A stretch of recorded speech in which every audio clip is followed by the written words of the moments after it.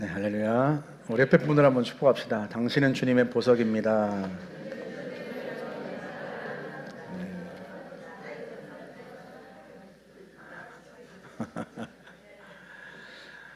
제가 부목사 때 남성 리더들을 모아서 리더십에 관하여서 10주를 가르쳤는데요. 몇 주 지났을 때 한 장로님이 저에게 이렇게 말씀을 하세요. 목사님, 제가 평생 살면서 이런 것을 배운 적이 없습니다.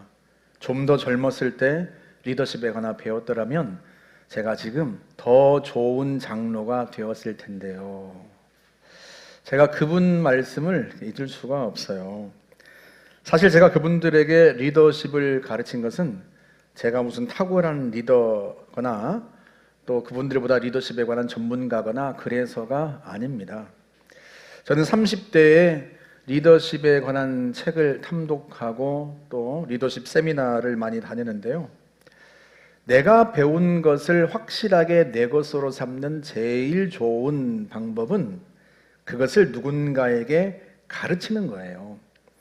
그래서 제가 배운 것들을 당시 교회 리더들과 청년들에게 계속해서 곧바로 가르쳤습니다. 그렇게 하다 보니까 깨달은 것, 내가 배우고 성장하는 만큼 성도들도 배우고 성장하는구나. 왜? 내가 성장하기 위해 배운 것들을 성도들과 나누고 있었으니까요. 성도들도 성장하는 거죠. 내가 배우고 성장하면 성도들도 성장한다. 이 효과는 설교의 영역에서 더 두드러졌습니다. 신학교 때 성경 해석학과 설교학을 배웠지만 그것으로는 부족하다고 생각해서 신학대학원을 졸업하고 난 이후에도 설교를 배울 수 있는 곳을 찾아다녔어요. 1년 동안 매주 목요일마다 수원까지 가서 설교 향상을 위한 목회자 모임이란 곳에서 배우기도 했고요. 우리나라 최고의 설교자로 꼽히는 이동원 목사님의 설교 세미나에 가서 그분 앞에서 설교도 해보고 그분의 호된 비판도 듣고 그랬습니다. 설교의 황태자로 불리는 영국의 찰스 스펄전 목사님의 설교집을 비롯해서 유명한 분의 설교집을 탐독하기도 했어요. 아니 목사님, 그렇게 설교를 연구하고 공부했는데도 아직도 설교가 그 모양입니까? 그거야 제 능력의 한계니까 어쩔 수 없고. 그래도 10년 이상 설교에 관해서 공부한 덕분에 그나마 이 정도 설교자라도 된 거죠. 그리고 그 덕을 누가 누려요? 성도들이. 사실 제가 제일 부족한 부분이 상담입니다. 타고난 성향이 논리적이고 분석적이다 보니까요. 누군가와 대화할 때도 공감해 주기보다는 그 사람의 문제가 무엇인지 분석하고 해결책을 찾는 게 머릿속에서 돌아가고 있어요. 그러니 무슨 상담이 되겠어요. 그래서 하이패밀리에서 2년 동안 상담과 가족 치료를 배웠고요. 그것도 모자라서 고대 한성열 교수님에게서 2년 동안 상담을 배우기도 했습니다. 그렇게 저 자신을 성장시키면 그 혜택은 당연히 성도들에게 돌아가죠. 그래서 바울 사도가 에베소에서 목회하고 있던 제자 디모데에게 권면을 하는 거예요. 오늘 15절 말씀 다시 한번 볼까요? 이 모든 일에 전심전력하여 너의 성숙함을 모든 사람에게 알게 하라. 너의 성숙함을 모든 사람에게 알게 하라. 나타나게 하라. 여러분, 이 말은요, 성도들이 디모데 목사가 조금 나아졌군, 이런 생각이 들게 만들라는 의미가 아니에요. 디모데의 성숙한 디모데를 성도들이 지식적으로 아는 게 아니라 그 성숙함을 경험하고 누리게 하라는 뜻입니다. 이걸 위해서 무엇을 하라? 13절 말씀 볼까요? 내가 이를 때까지 읽는 것과 권하는 것과 가르치는 것에 전념하라. 읽고 권하고 가르치는 일에 전념하라. 사실 읽고 권면하고 가르치는 것은 하나입니다. 내가 읽고 배운 것을 진짜 내 것으로 만드는 가장 좋은 방법이 누군가에게 권면하고 가르치는 거란 말이죠. 당시 최고의 석학이었던 바울이 저도 아는 그 사실을 모를 리가 없어요. 그러니까 바울은 디모데에게 목회자로서 더 성장하고 성숙하는 일에 힘쓰라, 그렇게 권면하고 있는 것입니다. 그래서 15절에서 그렇게 말했던 거죠. 우리 다시 15절 볼까요?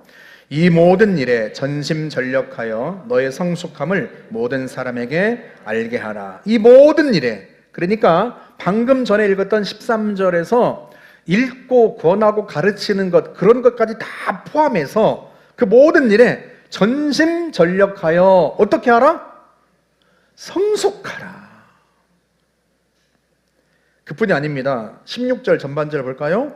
그대 자신과 그대의 가르침을 살피십시오. 이런 일을 계속하십시오. 계속하라. 어떤 일을?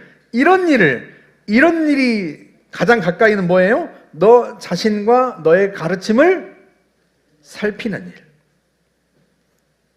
너 자신을 살피고 너의 가르침을 살펴라. 네가 정말로 성숙해 가고 있는지 너 자신을 살피고 네 가르침이 정말로 올바른지 살펴라. 계속 살펴라. 왜 그래요? 성장은 단번에 이루어지는 게 아니기 때문에 그렇습니다. 계속되는 과정이란 말이죠. 그런데 이렇게 목회자가 계속 성장하는 것이 왜 중요하다고요? 목회자의 성공은 곧 성도의 성장과 직결되기 때문에 그래요. 16절 전체를 개역 개정으로 다시 한번 볼까요? 네가 네 자신과 가르침을 살펴 이 일을 계속하라. 이것을 행함으로 네 자신과 네게 듣는 자를 구원하리라. 그러니까 목회자가 계속해서 성장하면 그것을 통해서 목회자 자신이 구원받는 것뿐만 아니라 그에게서 듣는 사람들도, 그 영혼도 구원할 것이다 하고 말씀합니다. 그런데 여러분, 이때 바울이 말하는 구원은 단순히 영혼의 구원만을 가리키는 게 아니에요. 예수 믿고 천국 가는 것만을 가리키는 게 아닙니다. 지금 디모데가 구원받지 못한 게 아니잖아요. 그러니까 바울이 말하는 네가 구원받고 너에게 듣는 자들도 구원받으리라 하는 이 말씀은 영혼의 구원만이 아니라 인생의 구원까지 포함한 말이에요. 내게 듣고 배운 사람들의 영혼만이 아니라 그들의 인생도 구원받는다. 하나님이 본래 계획하신, 그들의 인생 속에 계획하신 아름다운 삶을 살아가게 될 것이다. 그런 의미예요.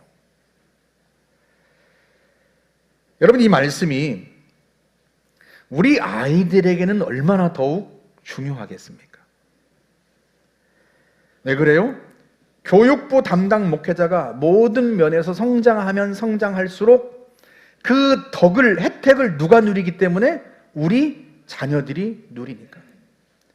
교육부 담당 목회자들에게서 듣는 우리 아이들이요, 영혼이 구원받을 뿐만 아니라 그들의 인생이 구원받아요. 그래서 중요합니다. 지난주에 여러분에게 우리 아이들이 꿈꾸는 자인가 하고 물었어요. 여러분, 우리 아이들이 하나님의 꿈을 꾸는 게 얼마나 중요하겠습니까? 평생 하나님이 주신 꿈에 이끌려 살아가면 그들의 인생이 얼마나 복되고 아름답겠어요? 당연히 부모는 가정에서 아이들을 하나님의 꿈을 꾸는 자로 길러야 합니다. 자기의 야망을 위해 사는 아이들이 아니라 하나님이 이 아이들을 통해서 이루시고자 하는 바, 하나님이 주시는 꿈을 꾸고 그 꿈을 이루어가는 자로 길러야 돼요. 그런데 이 일을 부모만큼, 더 나아가서 부모보다 더 잘할 수 있는 사람이 있어요. 그게 누구예요? 그게 교회 학교 목회자예요. 그렇게 하나님의 꿈을 꾸는 자들을 통해서 하나님의 꿈이 이루어지고요.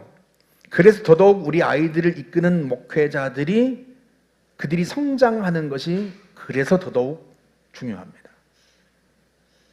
느헤미야가 그는 본래 남유다가 멸망했을 때 바벨론의 포로로 잡혀온 사람의 자손이에요. 지난주 말씀 표현으로 한다면 요셉처럼 페르시아 제국으로 강제 유학을 온 셈입니다. 그 페르시아에서 느헤미야는 열심히 배우고 익혀서 마침내 페르시아 왕이 가장 신이 많은 최측근 관리가 되었단 말이죠. 그러던 어느 날 예루살렘 성벽이 무너진 채로 있어서 예루살렘에 돌아간 주민들이 적들의 공격에 무방비 상태이고 곤경을 겪고 있다는 소식을 듣습니다. 너무 안타까워서 그는 즉시 왕의 허락을 받아서 예루살렘으로 가서 기적처럼 52일 만에 예루살렘 성벽을 완공해요. 그런데 느헤미야가 생각하기를 성벽이 든든하다고 안전한 게 아니다. 진짜 안전하려면 신앙이 회복되어야 한다. 그렇게 생각했어요. 실제로 남유다가 멸망했던 것은 예루살렘 성벽이 튼튼하지 않아서가 아닙니다.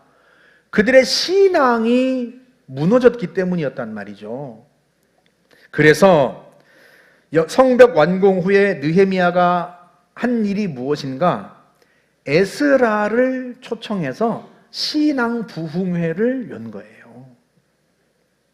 그런데 성경이 에스라를 뭐라고 소개를 하는가? 느헤미야 8장 1절 한번 보시겠어요? 모든 백성이 일제히 수문 앞 광장에 모여 학사 에스라에게 여호와께서 이스라엘에게 명령하신 모세 율법책을 가져오기를 청하매. 에스라가 누구다? 학사. 이어지는 2절에서는 에스라를 제사장으로 소개합니다. 2절도 한번 보시겠어요? 일곱째 달 초 하루에 제사장 에스라가 율법책을 가지고 회중 앞 곧 남자나 여자나 알아들을 만한 모든 사람 앞에 이르러. 그러니까 에스라는 제사장이에요. 요즘으로 치면 목회자란 말이죠. 그런데 이어지는 4절, 9절, 13절 또 느헤미야 12장에서는 계속해서 에스라를 학사 또는 학사 겸 제사장으로 소개를 합니다. 쉽게 말하면 학자라는 의미예요. 에스라는 제사장이었지만 율법을 공부하고 연구한 학자이기도 했습니다. 그런 사람을 초대한 이유가 무엇인가? 예루살렘 주민들의 안전을 보장할 수 있는 것은 든든한 성벽이 아니라 그 성벽 외에도 그들의 심령이, 그들의 마음이 영적으로 다시 부흥해야 그게 진짜 안전을 보장한다. 그렇게 믿었던 거예요. 그런데 하나님은 이때를 위해서 누구를 준비시켰다? 제사장 에스라를 준비시킨 거죠. 어떻게 준비하셨다고요? 제사장 에스라를 학자로 만든 거예요. 성경을 연구하고 공부하고 가르치는 사람으로 만든 거죠. 바울이 디모데에게 했던 표현을 빌리면 읽고 권하고 가르치는 일에 전념하게 한 겁니다.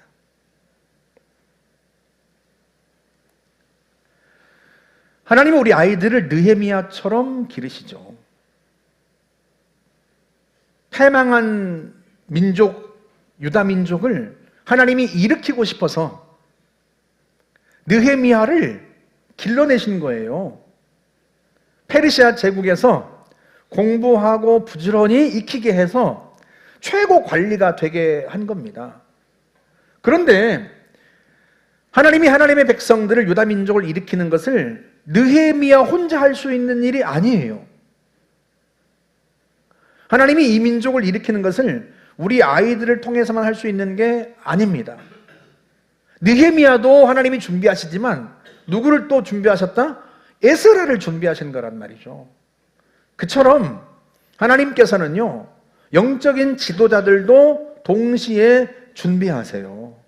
그 둘이 연합하고 합력해서 하나님의 뜻을 이루어가는 그 모델을 우리에게 보여주시는 거죠.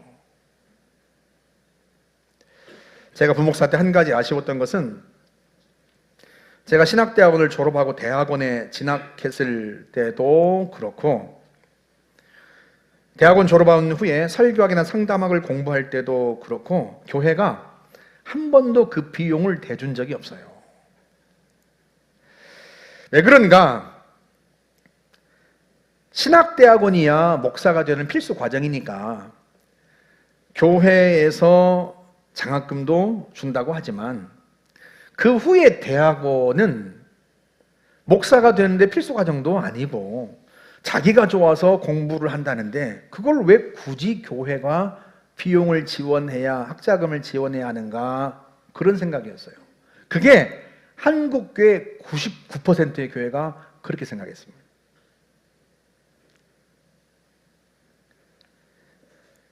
당연히 제가 섬기는 교회에서도 사실은 그 교회는요 제가 신학대학원에 다닐 때 3년 내내 학비 전액을 지원해준 그런 훌륭한 교회였단 말이죠. 담임 목사님이 훌륭하셨어요. 아버지 같은 분이었으니까요. 그런 교회조차도 신학대학원은 잘 마쳤으니까 그 다음 공부하고 싶은 것은 당신 몫이고 당신이 알아서 하라 그런 의미예요. 제 아내가 우리 목사님 한 달에 생활비 30만 원 줘서 하루에 10,000원씩 썼습니다. 그런데 그게 농담이 아니고 실제로 그랬어요.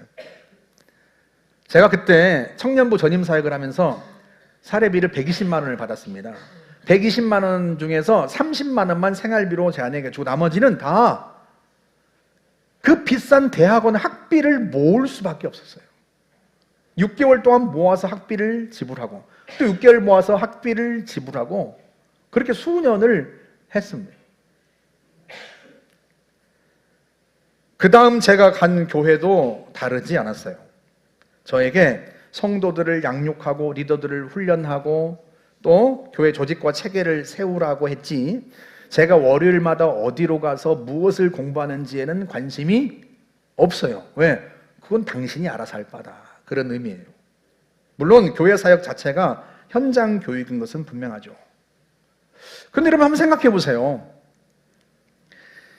지금 여러분 앞에 있는 이 담임 목사가 모든 영역에서 더 성장한다면 그 혜택과 덕은 누가 누리겠습니까?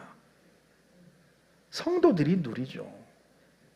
당연히 교회학교 담당 목회자가 지금보다 더 성장하고 더 발전한다면 그 혜택은 당연히 우리 아이들이 여러분의 자녀들이 누리는 것 아니겠습니까? 그 아이들에게 하나님의 꿈을 품으라고 설교할 사람도 그분들이고 하나님의 꿈이 무엇인지 그 꿈을 어떻게 이루어 가는지 그 꿈을 이루어가는 과정 속에서 무엇을 갖추어야 하는지 그걸 가르치고 권하는 것은 그분들의 몫이란 말이죠. 그러니 그분들이 얼마나 더 성장하느냐에 따라서 우리 아이들의 꿈의 크기가 달라질 수 있고요. 믿음의 크기가 달라질 수 있는 겁니다. 그래서 여러분, 여러분의 자녀만이 아니라 여러분의 자녀를 돌보는 목회자들도 계속해서 성장해 가야 합니다. 교회는 그분들이 지금보다 더 성장할 수 있도록 도울 수 있는 방법을 고민하고 찾아야 하는 거죠. 물론 성장의 길이 꼭 공부에만 있는 것은 아니에요. 오늘 본문 12절을 다시 해볼까요? 누구든지 네 연소함을 업신여기지 못하게 하고 오직 말과 행실과 사랑과 믿음과 정절에 있어서 믿는 자에게 본이 되어. 디모데가 목회자로서 말과 행동에서 성숙해가고 그뿐 아니라 사랑과 믿음과 정절에서 그러니까 신앙과 인격에서 더 성장하는 것은 공부한다고 되는 것은 아니에요. 아무리 공부를 많이 해도 신앙과 인격이 성숙하지 않을 수 있고요.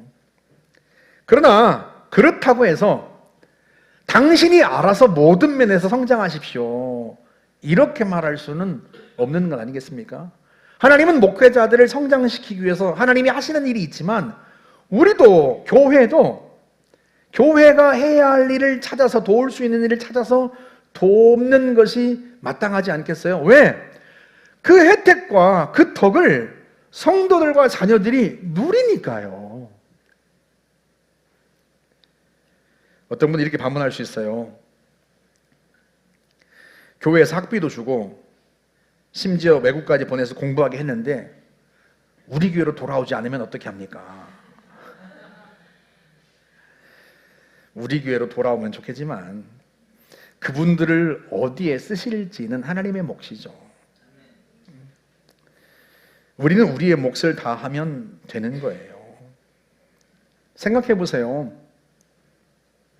페르시아 왕이 느헤미야를 유다로 보내면서, 예루살렘으로 보내면서 도대체 언제 오려고 그래? 빨리 와야 돼 하고 신신당부를 합니다. 왜? 페르시아 제국에서 공부를 시켜가지고 뛰어난 사람으로 만들었단 말이에요. 그러니 당연히 페르시아 왕은 자기 곁에 두고 써먹고 싶지 않겠습니까? 그런데 느헤미야를 어디에 쓰시는가 하는 것은 하나님의 몫이에요. 하나님은 페르시아에서 왕을 섬기, 1차적으로 왕을 섬기도록 했지만, 왜? 페르시아가 고마운 나라거든요, 하나님 입장에서는. 하나님이 페르시아 왕에게, 고레스에게 명령하셨을 때 바벨론을 페르시아가 멸망시키고 그랬을 때 하나님이 그 고레스 왕에게 내 백성 이스라엘을, 유다 민족을 본국 예루살렘으로 보내서 성전을 건축하게 하라 명령하셨을 때 고레스가 순종해가지고 유다 민족을 예루살렘으로 돌아가게 했단 말이에요. 성전을 짓는 데 필요한 모든 비용을 다 공급하게 했습니다. 그러니 하나님도 그런 페르시아에서 하나님이 기른 이 느헤미야라는 사람이 그 왕을 잘 섬기기를 원하시죠. 하지만 하나님의 궁극적인 목적은, 느헤미야를 기른 궁극적인 목적은 페르시아 왕의 신하로만 쓰임받는 게 아니에요. 하나님의 백성들을 다시 세우고 싶었단 말이에요. 그래서 느헤미야를 준비시켰던 거예요. 그런데 여러분 생각해 보세요.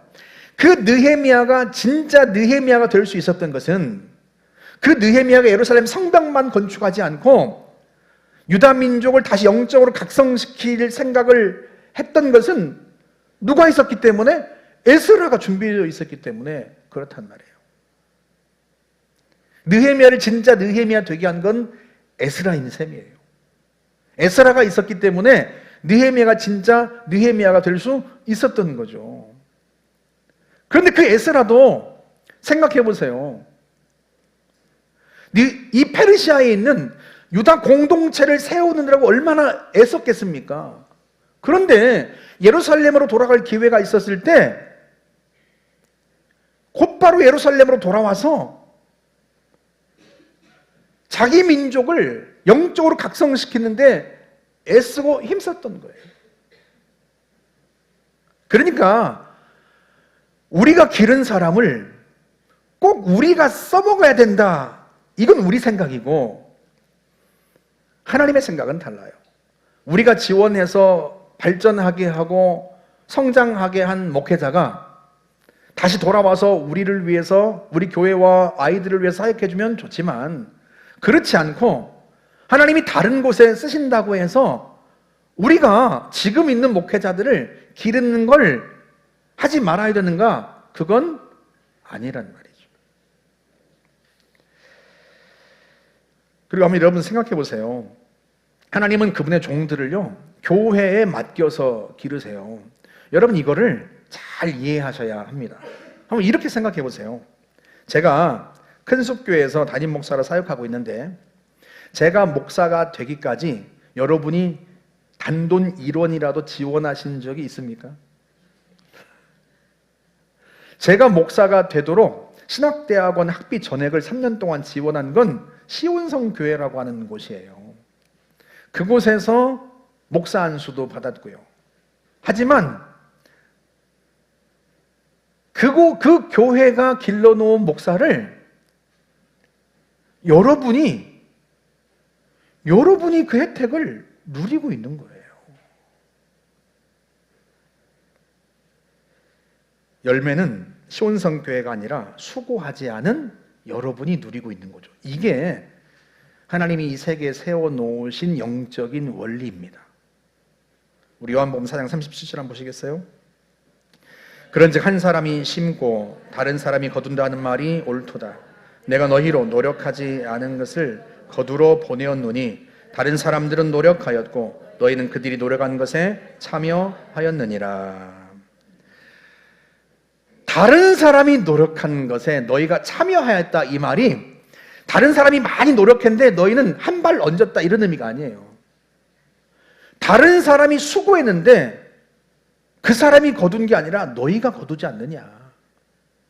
예수님께서 수가성에서 한 여인을 우물가에서 복음을 전하고 구원하셨단 말이죠.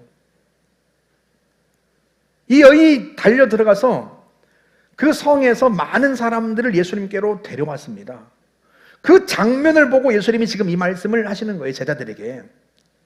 너희가 하나도 수고하지 않았어. 수고는 예수님이 하셨고 심지어 그 사람들을 데리고 오는 것은 그 여인이 한 거란 말이죠. 그런데 열매는 누가 따고 있어요? 제자들이 따고 있단 말이에요. 이게 영적인 원리입니다. 단순히 전도 현장에서만 적용되는 원리가 아니고요, 목회자를 기르는 원리이고 주님의 교회를 이 땅에 세우시는 방법이에요. 모든 교회는 머리이신 주님의 한 몸이기 때문에 그래요. 우리 교회가 기른 목회자가 다른 교회를 세우기도 하고, 다른 교회에서 길러놓은 목회자가 우리 교회에 와서 우리 아이들과 여러분을 세우기도 합니다. 각 교회가 자신들이 하나님께 부탁받은 목회자들을 잘 기르면 그 목회자가 큰 나무가 되고, 그렇게 큰 나무가 우거진 숲을 이루어서 모든 교회 성도들이 하나님이 그렇게 세워놓으신 숲에서 쉼과 회복과 영적 성장을 이루는 거예요. 사랑하는 여러분, 우리는요, 세상의 원리로 사는 사람들이 아니에요. 주님의 원리로 사는 사람들입니다. 그래서 우리가 할 일은 지금 여기 있는 목회자들이 성장하고 성숙할 수 있도록 부지런히 기회를 제공하는 겁니다. 그렇게 각 교회가 하나님께서 맡겨놓으신 영적 지도자들을, 하나님이 길러달라고 부탁한 영적 지도자들을 부단히 성장시키고 부단히 발전할 수 있도록 돕고 기회를 제공하면 1차적으로는 여러분의 가정과 자녀들이 그 열매를 먹고, 더 나아가서는 한국 교회와 이 나라 이 민족이 그 열매를 누리는 거예요. 여러분 생각해 보세요. 다윗은 이스라엘을 하나님의 통치 아래 가져온 위대한 리더였습니다. 하지만 다윗이 그렇게 준비되고 세워질 수 있었던 것은요, 그에게 사무엘이라는 영적 리더가 있었기 때문이에요. 마찬가지로 우리 아이들이 다윗 같은 사람으로 세워지려면 그들 곁에 사무엘 같은 영적 리더들이 있어야 합니다. 한편으로 그렇게 너무나 훌륭했던 다윗이었지만요, 그런 다윗조차 나라를 왕으로서 중대한 책임을 갖고 감당해야 될 때 뜻밖의 범죄를 저지릅니다. 누구보다 훌륭했던 다윗도 그랬다면 우리 아이들도 정작 사회에서 빛과 소금으로서 제 역할을 감당해야 될 때 잘못하고 실수하지 않으리라는 법이 어디 있겠습니까? 그때 우리 아이들을 회개하고 일으킬 수 있으려면 다윗을 바로잡았던 나단 같은 영적 지도자가 우리 아이들 곁에도 있어야 하는 거죠. 여러분, 그 영적 지도자들을 누가 기르겠어요? 다른 사람, 다른 교회에 미룰 일이 아니에요. 바로 우리가 하는 겁니다. 적어도 하나님이 우리에게 맡겨주신 목회자들은 우리 손으로 기르는 거예요. 몇 달 전에 이강표 목사님이 그래요. 대학원에 진학해서 더 공부를 해야 할지, 부목사, 전임 부목사로 사역해야 될지 그게 고민이고 기도거리라고 하는 거예요. 그래서 본인이 기도하고 있는데 제가 결론을 내줄 수는 없지만 제가 성향이 어떻다고요? 듣는 즉시 문제를 분석하고 해결하는 성향이 있다 보니까 그건 뭐 하나님이 저를 그렇게 만들어 놓으신 걸 어떻게 하겠어요. 그래서 제가 조금 겸손하게 대답을 해줬어요. 나 같으면 공부한다. 나이가 40인데 지금 공부하지 않으면 더 이상은 공부할 기회가 없을 것이다. 부목사는 공부 마치고 3, 4년 후에 그때 사역해도 늦지 않다. 하지만 반대로 지금 부목사 사역을 하면 나이가 지금 40인데 내년에 41인데 더 이상의 기회는 생각만큼 오지 않을 것이다.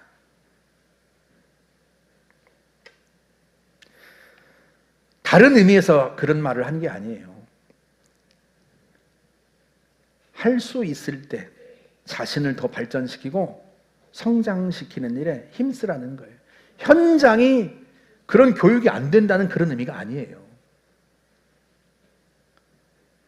현장에서 받는 교육은 얼마든지 또 기회가 있을 수 있겠지만, 그러나 공부하는 데 힘을 쏟는 그 시기는 지금이 아니면 돌아오지 않을 수 있다. 그래서 그런 거예요. 그런 다음에 그렇게 말해준 다음에 제가 그 다음에 어떻게 해야 이게 정상적인 거죠? 학비는 내가 도와줄게. 이래야 되는 거 아니겠습니까? 그런데 우리 교회 형편이 그렇게까지 안 되니까 차마 그 말은 못하고 속으로 미안하다. 참 제가 권면은 그렇게 해놓고 나서 너무 마음이 안 좋아요. 제가 이런 생각도 해봤습니다. 김현직 전사님이 33세, 33살인데 3, 4년 후에라도 외국에서 좀 더 공부하고 오면 어떨까? 아니 목사님 지금 청년부 사역을 잘하고 있는데 어디로 보냅니까? 그런데요, 제가 유학 가려고 했을 때 저를 붙잡았던 목사님이 꼭 그렇게 말씀하셨어요. 교회가 지금 성장하고 있는데 박 목사님이 가시면 이 교회는 어떡합니까? 아니 뭘 어떻게 목사님 책임지셔야지. 그러지 않습니까? 독일 유학을 미루면서까지 도왔고, 이제 개척 6개월 된 교회를 독일 유학을 미루면서 포기하면서까지 도왔고, 4년이 지나서 교회가 부흥해가지고 출석교회만 600명쯤 됐고 부목사도 3명이나 있어서 더 있어서 더는 유학을 미룰 수 없겠다 싶었단 말이죠. 영국 최고 명문대에서 입학하고 와서도 왔고, 그러면 교회가 나서서 유학비는 못 대줄 망정 당신이 없으면 이 교회는 어떡하느냐 그렇게 말하면 되겠냔 말이죠. 목사님의 그 말에 힘을 입어가지고 제 아내가 절대 안 가겠다고 버텼단 말이죠.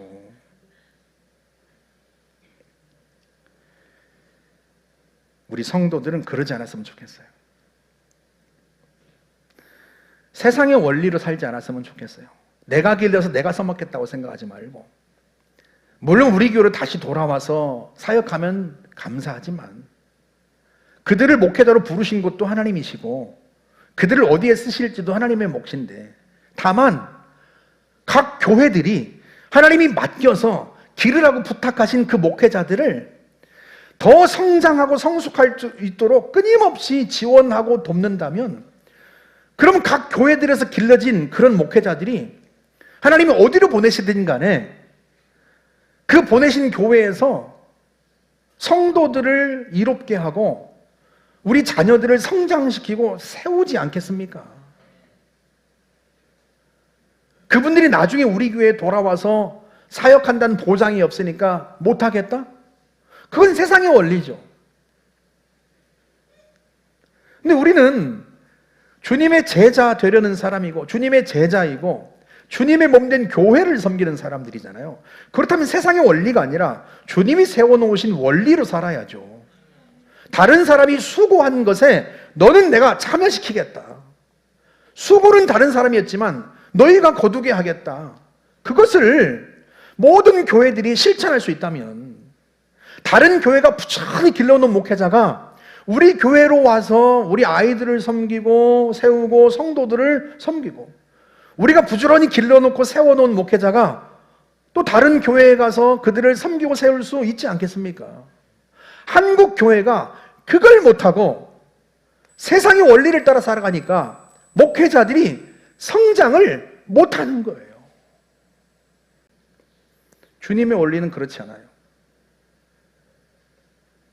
여러분, 우리가 세상의 원리를 아니라 주님의 원리로 살아야 하지 않겠습니까? 우리가 써먹을 수 없을지도 모르는 목회자니까 우리가 기르지 않겠다? 그건 세상의 원리죠. 여러분, 우리나라가 왜 어려움을 겪습니까? 이공계 인재들이 왜 우리나라를 다 빠져나가요? 그 이공계 인재들이 여기에서 연구하고 공부하고 할 수 있도록 충분한 지원은 해주지 않아요. 그러면서 얻을 수 있는 건 얻으려고만 한단 말이죠, 기업과 국가가. 그러니까 이공계 인재들이 자기들이 충분히 연구하고 충분히 할 수 있도록 지원하는 국가로 하겠다는 거예요. 그리고 부모들도 그러잖아요. 국가가 이공계를 지원해주지 않으니까, 이공계 인재를 지원해주지 않으니까 우리 아이들을 어디로 보내겠다? 돈 잘 버는 의대로 보내겠다는 거 아닙니까? 그게 세상의 원리인데 교회도 그 원리를 따라 살면 되겠습니까?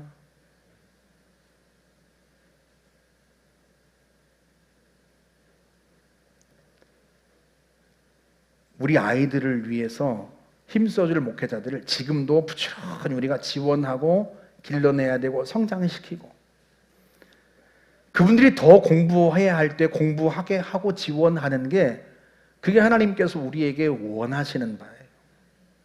여러분의 자녀들을 교회가 입양해서 자식처럼 여기고 여러분의 자녀들을 느헤미야처럼 만들고 다윗처럼 만들길 원하는 것과 똑같이 우리 자녀들 옆에 그 사람들을 바로잡을 수 있는 에스라와 나단 같은, 사무엘 같은 영적 지도자들도 함께 길러놓아야 되는 거란 말이죠.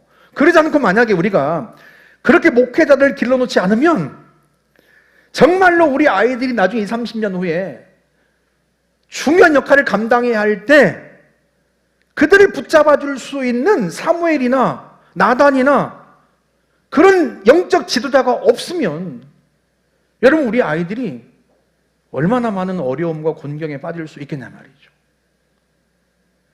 지금도 목회자들을 잘 길러내야 하지만 그걸 계속 해야 하는 거예요.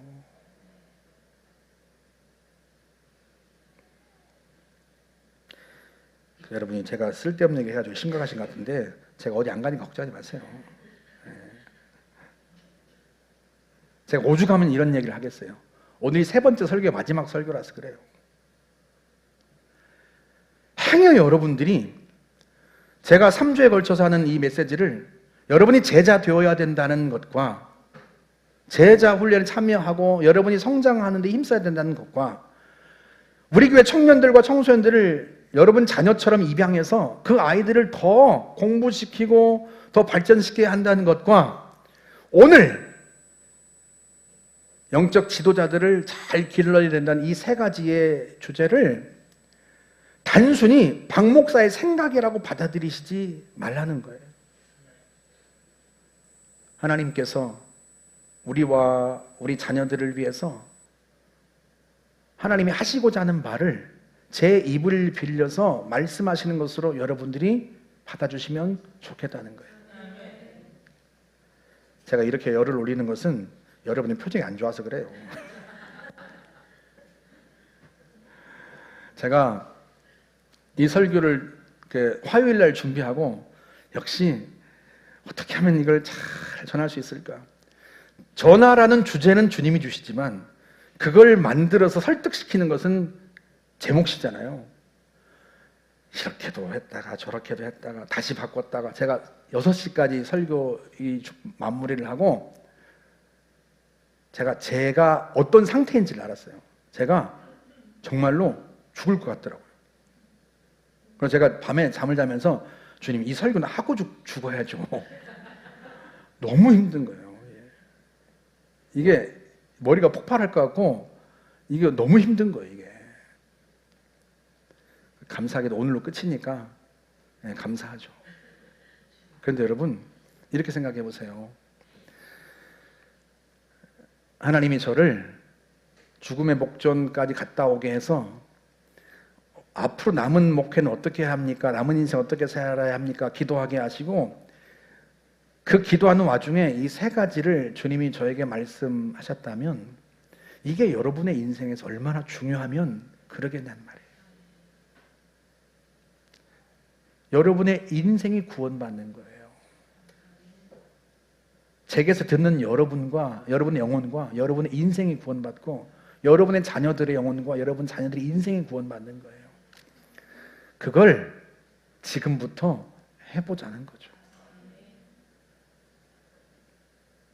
분명한 것은요, 늘 목회자들을 성장시키는 교회는 하나님이 그 교회를 더 귀히 여기시고 더 큰 성장의 잠재력을 가진 목회자들을 보내주실 테고 또 더 성장한 목회자들을 이곳으로 보내주실 거예요.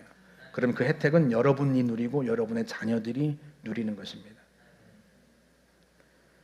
그래서 여러분이 저와 같은 꿈을 꾸었으면 좋겠어요. 첫째, 여러분 모두 제자 훈련을 통해서 영적으로 성장하는 꿈을 꾸세요.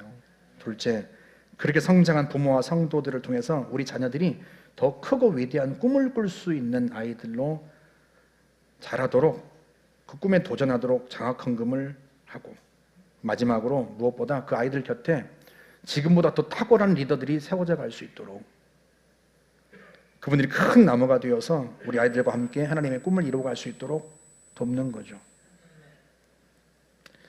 그러면 하나님이 그런 우리들을 주목하시고 여러분과 여러분 가정과 자녀들에게 우리 교회 가운데 큰 복을 주셔서 정말로 지금 당장 그 열매를 거둘 수는 없겠지만 여러분이 생각지도 못했던 때 하나님이 그 놀라운 기적을 보게 하실 줄 믿습니다. 우리 같이 한번 찬양하고 한번 기도합시다. 지난주에 불렀던 찬양인데요, 오늘 눈물로 하늘의 씨앗을 심는다. 같이 한번 찬양하고 지난 3주 동안 들었던 메시지들을 생각하면서 주님 제자 되겠습니다. 또 우리 아이들을 입양하여 하나님의 꿈을 꾸게 하겠습니다. 그리고 우리에게 주신 목회자들을 잘 성장시키고 길러내겠습니다. 저희들을 도와주십시오. 저희들의 가정과 기업과 또 교회를 도와주십시오. 우리 같이 한번 함께 기도했으면 좋겠습니다.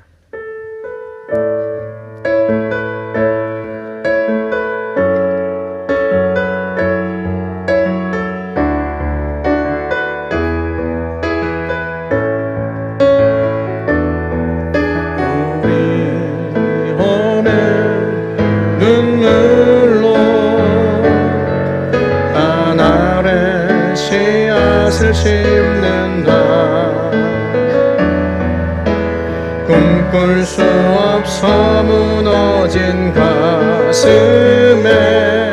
저들의 푸른 꿈 다시 돋아나도록 우리 함께 땀 흘려 소망의 길을 만든다. 내일로 가는 길을 찾지 못했던 저들 노래하며 달려갈 그 길, 그날에 우리 보리라. 새벽 이슬 같은 저들 일어나 뜨거운 사랑의 손으로 이 땅 치유하며 행진할 때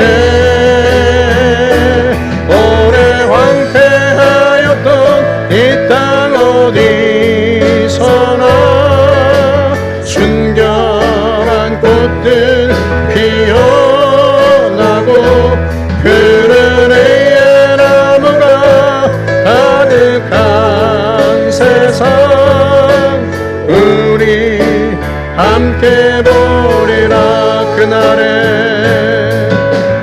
그날에 우리 보리라. 새벽 이슬 같은 저들 일어나 이건 가슴 사랑의 손으로 이 땅 치유하며 행진할 때 오래 황폐하였던 이 땅 어디서나 순결한 꽃들 피어나고 푸른 애의 나무가 가득한 세상 우리 함께 보리라. 주님, 이 시간 우리가 주님 사명 잘 감당하겠습니다. 저희들을 도와주십시오. 우리 같이 한번 함께 설교를 생각하며 기도하겠습니다. 자비로우신 하나님 아버지, 저희들을 붙들어 주시기를 바라고 원합니다. 성령님 도와주시기를 원합니다. 우리는 연약하고 나약하오나 하나님 우리를 통해서 하시고자 하는 바를 우리가 알았사오니 하나님 아버지 작은 힘이라도 주님 원하시는 일에 보태릴 수 있기를 원합니다. 하나님 우리의 자녀들을 잘 길러낼 수 있기를 원합니다. 우리 청년들을 하나님 아버지 우리의 가정에 우리의 교회 자녀로 입양하여서 그 아이들이 하나님 다윗 같은 인물로 성장할 수 있도록 이 민족을 변화시키고 이곳에 하나님의 나라를 세운 일에 쓰임받는 하나님의 사람들로 세워가는 일에 하나님 우리가 헌신하며 돕겠습니다. 하나님 저희들을 붙잡아 주옵소서. 뿐만 아니라 그 아이들을 기르고 양육하는 그 아이들에게서 듣는 그 아이들이 듣는 우리 목회자들을 하나님 잘 세워가겠습니다. 하나님 아버지 아동부 청소년부 청년부 목회자들을 하나님 잘 성장시키고 길러낼 수 있기를 원합니다. 하나님의 맡겨놓으신 우리에게 맡겨주신 그 하나님의 사람들을 잘 길러서 그들이 큰 나무가 되게 하고 하나님 그들을 통하여서 우리 아이들이 더욱더 하나님의 뜻을 원하시는 꿈들을 이루어갈 수 있도록 돕는 자로 하나님 세우겠습니다. 하나님 저희들을 붙잡아 주시기를 간절히 바라고 원합니다. 하나님 아버지 우리가 제작한 사람들에게 주님이 말씀하시는 것 하나님 감사히 받습니다. 주님 사람을 기르고 하나님 사람을 세워 하나님 주님이 이 땅에 오실 때 주님 앞에 아름다운 열심을 내어드릴 수 있는 저희들이 될 수 있기를 원합니다. 하나님 아버지 은혜를 베풀어 주시기를 바랍니다. 역사하여 주시기를 바라고 원합니다. 이를 위하여 하나님 우리가 먼저 제자로 서겠습니다. 하나님 아버지 주님의 제자가 되어서 주의 뜻을 이루어가는 주의 백성이 되었습니다. 하나님 저희들을 붙잡아 주시고 역사하여 주옵소서. 은혜를 베풀어 주시기를 바라고 원합니다. 성령님 붙들어 주옵소서. 저들 일어나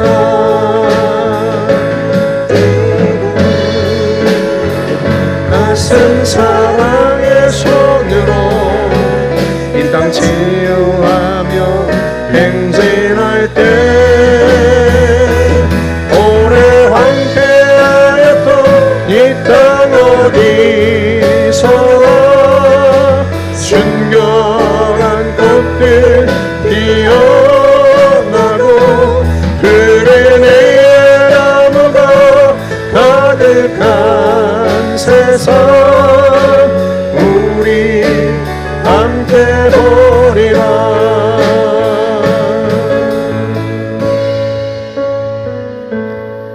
하나님 아버지 주님은 우리를 아십니다.